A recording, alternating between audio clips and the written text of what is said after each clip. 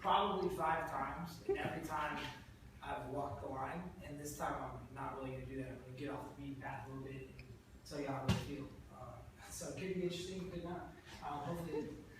So the first thing I'm going to highlight principles that I think are really, really important when we talk about something that is so common, right? We all eat.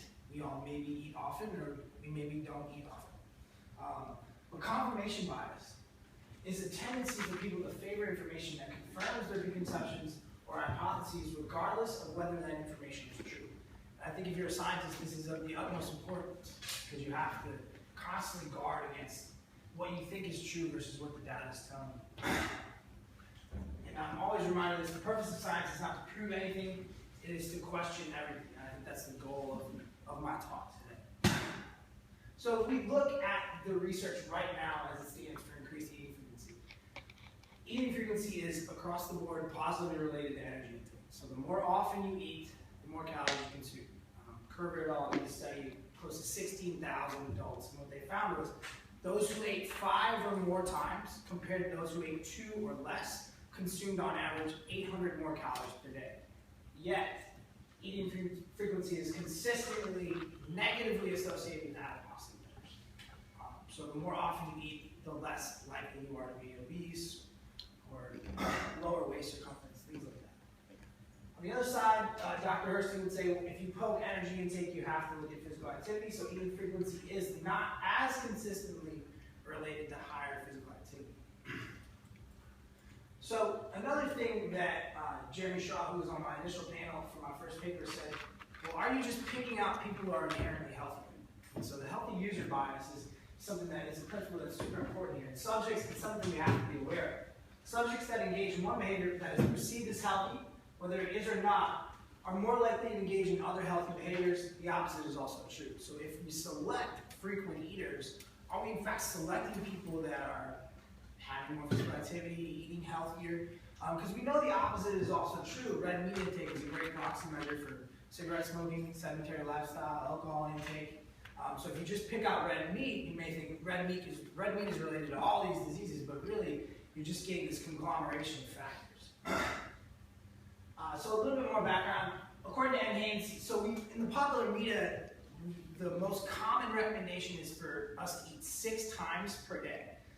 And that looks to be leaking into our culture. So 80% of all Americans eat at least 4 times per day, and this number has increased over the 2 decades. And where it's increasing is snacking. So people are snacking more often. This idea of snacking is kind of thought of as very healthy. But does eating frequency have an effect on adiposity, metabolic disease risk, metabolism, or energy expenditure? The answer is it depends, except for that last one. I'll go with that on the next slide.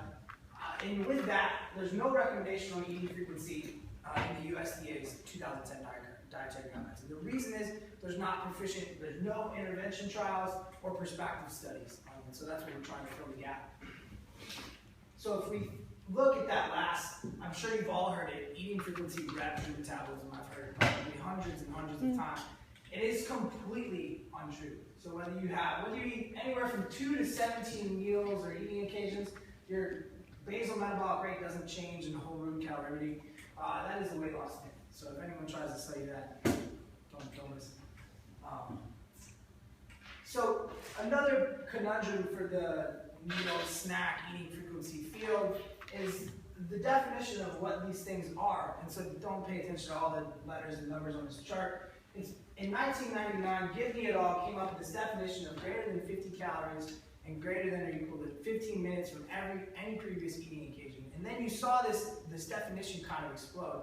And before this, we were almost all comparing like apples to oranges, and now all of a sudden, if we have the same definition, we can compare our work to others' work.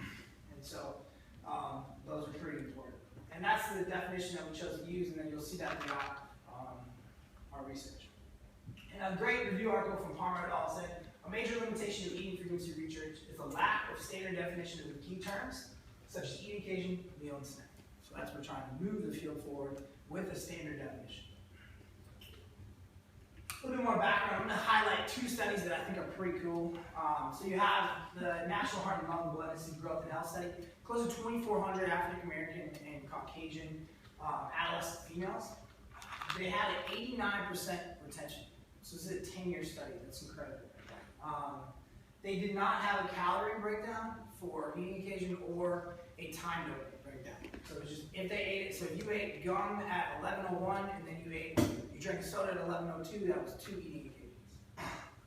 Eating frequency for African Americans was significantly less than whites at baseline. See that? That's very common. Also, another very common finding is the younger girls ate less or had higher eating frequency than older girls. So as adolescents age, they tend to eat less often. And then the finding was lower eating frequency was related to greater increases in BMI across the 10-year period. So you see this positive relationship. Also waist circumference. So no matter what they put in the model, it was significant. Those who ate more often had less of an increase in BMI. Make sense? So that positive inverse relationship that we see so often in the research. Next study that I'm going to highlight is a study from Zerbe et al. This one's actually from Greece. N of 131. The reason I'm going to highlight it, they use the same definition as us. Their population was eating pretty frequently. That's more frequently than we see. So they broke it down into tertiles. Tertiles are 3 equal groupings. So you just take basically your data and you just break it in thirds and then look at those thirds. And so you can see they also had a physical activity assessment. And what they found was that those who ate most often had lower body fat percentage compared to the first tertile. Okay? They also had less sum of skin folds, or however you want to look at it. Those who ate less often had higher. And all despite a positive relationship with energy intake. So those who ate more often, you can see that stepwise comparison. And their conclusion is no doubt that direct measures of body fat, such as computed tomography or CT scans and magnetic resonance imaging, would be of great value in future studies. And that's what we're trying to do.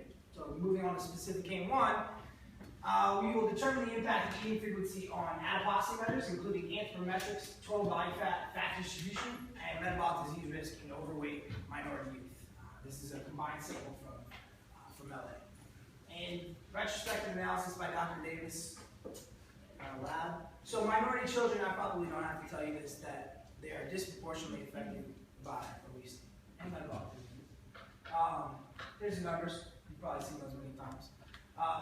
They're also at risk for other diseases. I want to highlight a stat that really kind of just struck me. 50% of all Hispanics will develop diabetes in their lifetime. It's nuts. It's crazy. 1 of 2. So this is a problem, a very big problem. May bankrupt us. To date, no study has explored the relationship between eating frequency and a combined sample of African American youth. We saw the African American compared to Caucasians. Literally, I haven't found a study that's looked at Hispanic youth, which is interesting. So we believe, and it's found that these 2 ethnic groups are more apt to eat less often and skip meals. And we know they're at higher risk of metabolic disease. So measures of adiposity. To date, only 2 studies have used bioimpedance in stomach skin folds. So bioimpedance is electrical current, not the most accurate time point to time point. It's pretty all over the board. Stomach skin folds also not the most accurate. If you're going to talk about gold standards, they're BOD-POD and DEXA. And so 2 studies in pre- and post-menopausal women have been done using DEXAs, but no study has utilized BOD-POD or DEXA in children. 0. Absolutely no eating frequency study today has utilized MRI to look at VAT versus visceral adipose tissue versus subcutaneous. 0. So SAT versus, I'm not sure why that didn't show up red. So this is a picture of an MRI. This green stuff is all sub-Q. This red is all VAT. Visceral adipose tissue it's called metabolically active fat. It's more related to metabolic disease risk than sub-Q is. If you've ever seen like an older man and you touch their belly and it's super hard, that's because they have a ton of visceral adipose tissue. Probably not too much. So we've published a couple papers on this. The first one is in obesity. We looked at that combined sample of African American and Hispanic youth. And the second one was in an exclusively Hispanic cohort. So we wanted to see, we found some cool stuff in that first paper. And we wanted to see if that was just an artifact of that particular population. And we wanted to look and see if we can replicate it in just a one athlete group population. So there's a complete, so the Hispanics that were in the first study were not in the second study. It's a completely different cohort. If we look at the data, you can see that meal skipper is probably not my best choice for naming things, but we'll just go with it. I'll call them infrequent eaters. So from this study, you can see that the infrequent eaters are eating far less often than the frequent eaters. And so we dichotomized at 3 here. So if they had 3 eating occasions, less than 3, they were infrequent eaters. More than 3, they were normal or frequent eaters. You can see that the meal skippers or the infrequent eaters eat less calories than the frequent eaters. They eat more per eating occasion. They also have no difference in physical activity, but I want to point out one, I didn't put a little square around it because I wanted to really highlight it. Total sugars is significant. So it's opposite way you would expect. Frequent eaters are eating more, a higher percentage of their diet is total sugar. Just gonna let that marinate for a second. So now we're gonna go beside, so in spite of that, they had higher fat. So infrequent eaters had higher visceral adipose tissue compared to frequent eaters. They also had higher triglyceride values. That's what we found in the first paper. Second paper, you're going to see these numbers are damn near the same. It's interesting. So eating occasions, less calories. Again, 5. This is a completely different cohort, completely almost 200 subjects. Less than 500 calories. And then, so after I gave a lot of talks after that first paper, and the one thing that everyone asked me is like, so what meal is skipping? And I was like, well, I don't know. I have no idea. And so what we did was we bulked the eating occasions by time. So we just took, we didn't really categorize it as breakfast, lunch, or dinner. We just said if it's between 5 a.m. and 10 a.m., it's going to be in that morning slot, right? And we looked at how many eating occasions they had in that morning slot versus the afternoon versus the evening or night. And you can see that they're significantly different across the board. So it's not like infrequent eaters are skipping any one period of time. They're just eating significantly less often throughout the day. And there's no difference in energy consumed throughout the day at any period either. So they're just skipping an eating occasion. They're just eating less often. They don't necessarily know when. This isn't a presentation on breakfast skipping, but that could be a presentation in and of itself. So those who are involved in that breakfast research would find this interesting. Because breakfast notoriously has the same finding as eating frequency. So if you eat breakfast, you notoriously eat more calories, but you have less adiposity. Total sugars again trending, so you can see that those normal eaters again are eating more, normal frequent are eating more sugar. Here is when it kind of lit up, in this study it lit up like a Christmas tree. So BMI, significantly different, infrequent eaters, higher waist circumference, BMI, Z-score, and BMI. They also had higher fasting insulin and higher HOMA-IR. HOMA-IR is a measure of insulin resistance. And then AIR and DI, it's acute insulin response and disposition index. So acute insulin response, so that means that their beta cell function is deteriorating. So these little kiddos are not only insulin resistant, but they are losing the functioning of their pancreas. AKA diabetes. Also they had higher triglyceride. So one thing that I want to point out here, I'm going to go back to the previous one. These kids are eating, on average, 8 grams of fiber. It's horrible, right? 50% of their diet is carbohydrates. Almost 25% of their diet is added sugar. This is probably not the diet of you guys in here. It's very different, right? This is hot Cheetos and Tampico. We've done 600 recalls. We've heard it all. Doritos, pizza, and Dr. Pepper. So, it's all laughable, right? Except for the fact that these guys are all obese. They're overweight or obese, right? For metabolic syndrome, you got to be at 150, 100. They're 8 to 18 and they're knocking the door at metabolic syndrome. I don't know if we can save these kids. It's interesting. I don't know. So let's compare these two findings, just side by side. So we know that infrequent eaters are eating fewer calories, more calories per eating occasion. They eat 40% less often, and they eat less sugar, and yet they have significantly more visceral adipose tissue and higher adiposity and metabolic disease. conundrum. So that's what I'm dealing with. That's what I'm trying to explain. I hope by the end it makes sense. So obviously we wanted to get more data, right? That's what we like. We like data. I also want to say this. So that DI measure, I kind of say this in talks. So that disposition index and that, those AIR measures. One of the big reasons that these papers were published in such high impact journals is because an MRI generally costs about $300. It's not cheap. An FSIVGT, so a frequently sampled intravenous glucose tolerance test, which is how you get that measure of beta cell function, that subject has to stay in the hospital. It's like $1,000 measurement, right? So that's like this whole thing. That's like almost 250 grand. It's a big deal. So I just like to highlight that. It's kind of cool.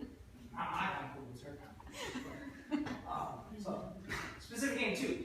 To assess the relationship, so we wanted to get more data, and we also wanted to see if all that previous data was in LA. Now Dr. Davis is at UT. We want to see, well, we have a ton of Hispanic youth here at UT. In fact, we have the largest Hispanic population in the nation.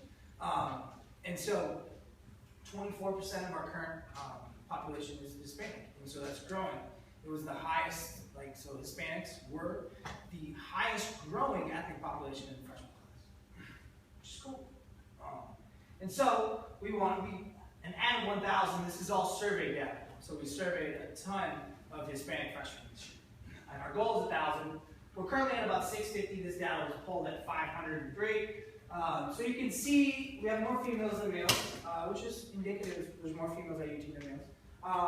Also, age they had to be 18 or 19. You can see that their percent overweight, obese is right here, 25%.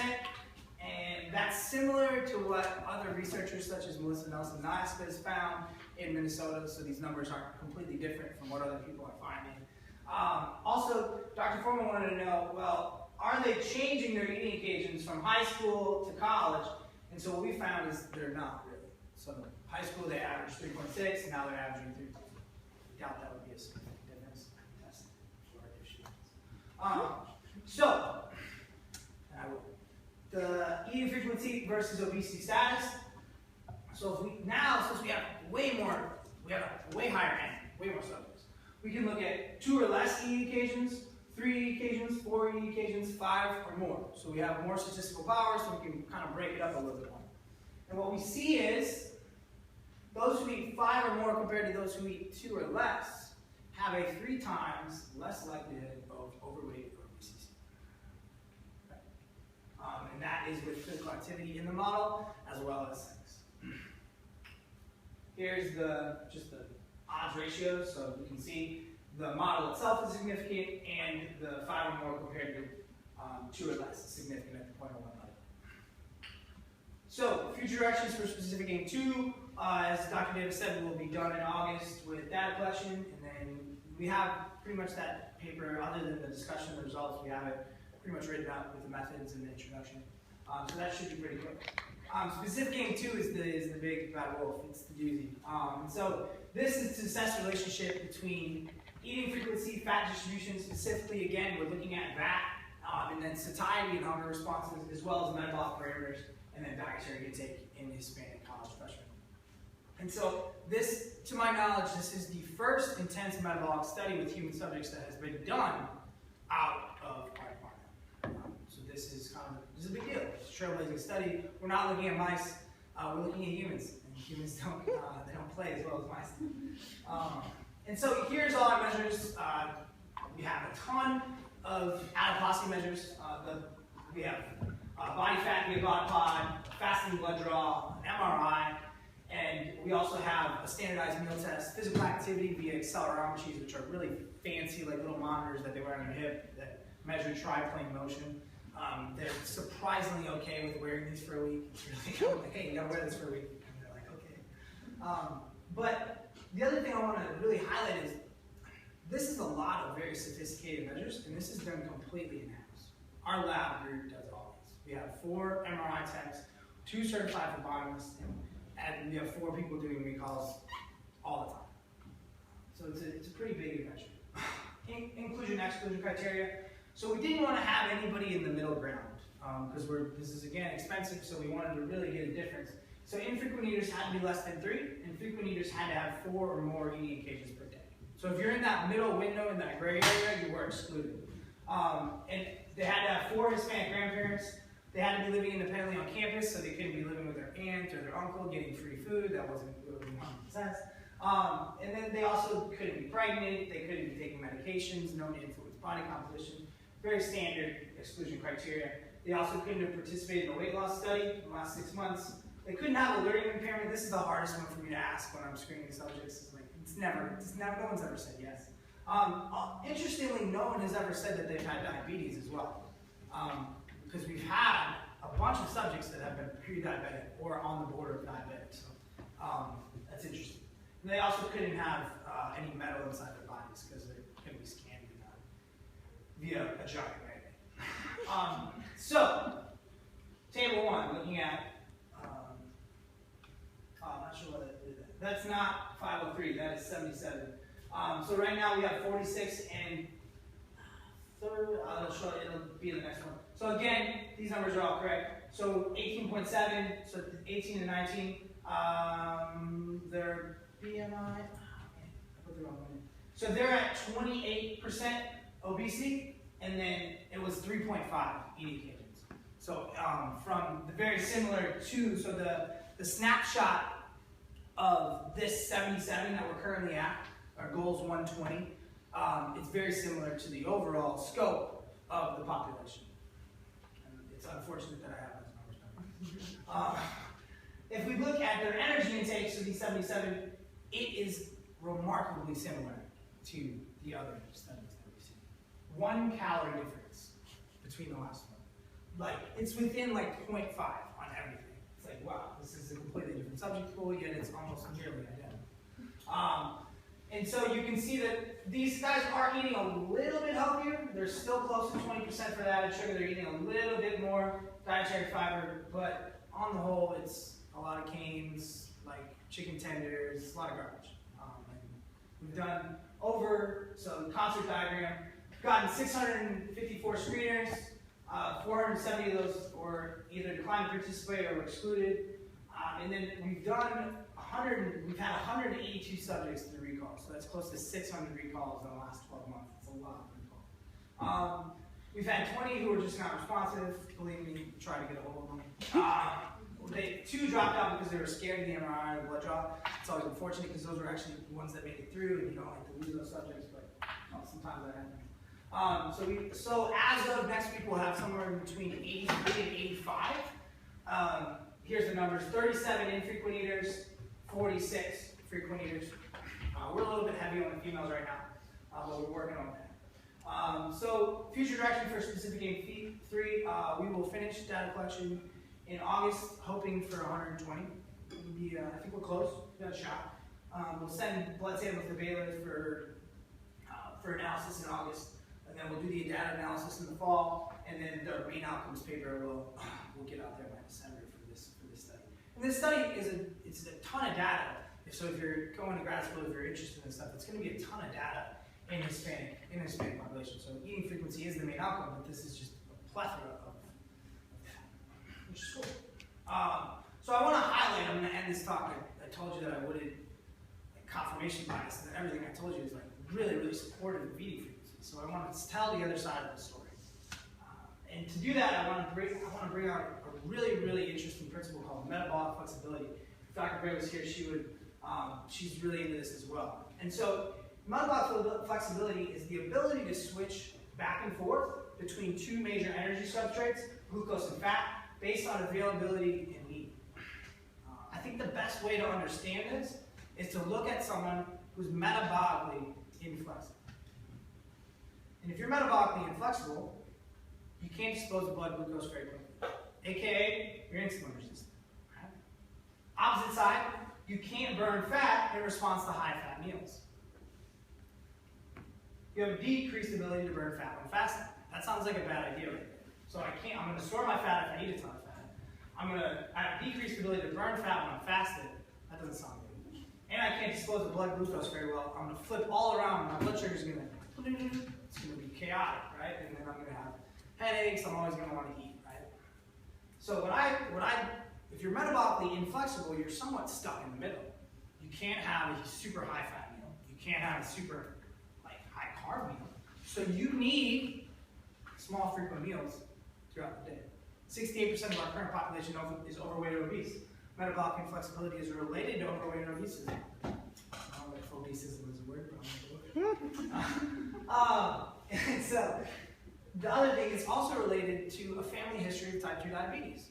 So guess what we have? Probably a huge number of our subjects have a family. I don't know yet because I can't look at the data because it would be type 1 error.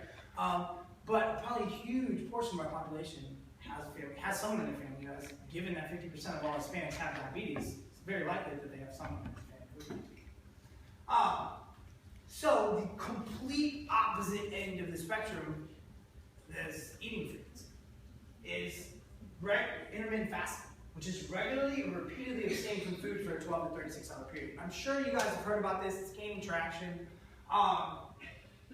Caloric restriction, it's easier, let's just be honest, it's way easier to recommend small frequent meals than it is to tell people not to eat. I mean, no one's going to listen to you. Hey, I don't want you to eat anymore, just for tomorrow, but then you can eat again. That's not a public health message that we can probably get out there. Maybe, but the other end of the spectrum is low carb diets and intermittent fasting. I don't know if they're going to work long term. That's something that we need intervention trials, right? And so if you do intermittent fast, if you calorically restrict for that time period, you cannot make it up. They found that you cannot compensate on the following day. And intermittent fasting is related, you do lose weight. You also have improved insulin sensitivity and decreased fasting insulin and glucose. So you less insulin resistance. You also have reduced risk of cardiovascular diseases. Yet there are very few human intervention trials. Same as eating foods. So on both sides of this coin, we're kind of guessing with cross-sectional research and animal models. Probably not our best. So, final thoughts. Intervention trials. We need them so we know what's going on. The other aspect is, so if we have a very metabolically inflexible population, and small frequent meals are generally a way for them to self-medicate blood sugar that's all over the board, and an inability to burn fat, how do we get them back? So what I want to know, is small frequent meals, is that just a band-aid for where they currently are? Is it healthy in an unhealthy population? But does it get them unhealthy? I don't know. I can't answer that question right now, the data as it stands, right? So that's what we need to look at. And so every time I do this talk, everybody's like, so how many occasions should I eat? I'm like, well, I don't know. I don't know your diet. I don't know if you're eating. I hope you're not eating 25% sugar. I hope you're eating more than 6 grams of fiber. So I don't know your glucose response, right? Think about evolution. If someone who had to eat every 3 hours, otherwise they would die, they probably wouldn't have made it too long, right? So we need this metabolic flexibility. You have to be able, if you didn't have food, you had to be able to find it, right? So I think if you have the ability to go long periods of time, I don't think that's bad. I think that you're just able to. That's okay. So if you can skip a meal and you're not super hungry, fine. But if you skip a meal and you have a pounding headache, you feel like you're going to fly off the hinges and you get mad at people and you're like a Snickers commercial, you probably should eat frequently, right? But is that frequent eating going to make you more insulin sensitive over time? I don't know. So maybe you have individually, you have to mix in fasting. These are just tools, right? Maybe you have to mix in fasting and a little bit of small frequent meals as your regular thing that you do. Also, it is really important to note that weight loss, if you lose weight and if you exercise, metabolic flexibility tends to come back. That's kind of cool. And so my committee has been super helpful throughout my time here. I don't think that I wouldn't be here. They didn't help.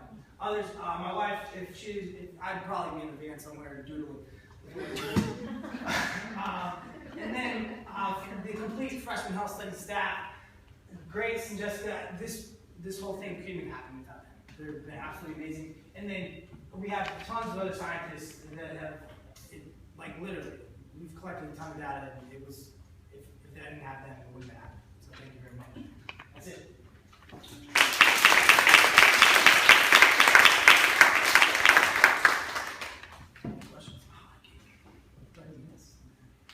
Yeah. one about, I think, probably specific age use since that has a larger end. The third one. Did you, with the Hispanic subjects, did you have like subgroups? Did you see one, like, people of Mexican origin, for instance, driving the effect there, or did you just group them all? So, unfortunately, I know this is probably a big deal, and it is. We only had enough for front and back on our questionnaire. So I wanted to add a ton of questions, right? But we asked how many grandparents they had who were of Hispanic descent. That was our number. We didn't ask country of origin or any other questions. But I mean, we did control for Hispanic grandparents in the analysis, and it was still significant whether they had one or four. Good question. The talk was excellent, and I'm just curious why, like, how you can determine this phenomenon is not unique to the Hispanic population. Why is eating frequently? So, eating frequency, that positive inverse relationship is seen almost across the board, regardless of ethnic groups.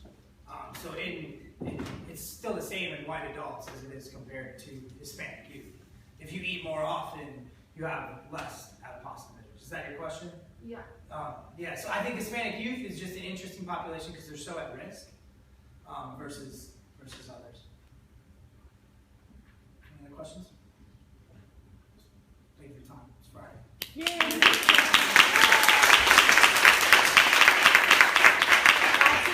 Sign up in the bag. And is there an undergrad sign up? You show down with classes, right? There's for what? For Montessori? Yeah. 370. Sign up.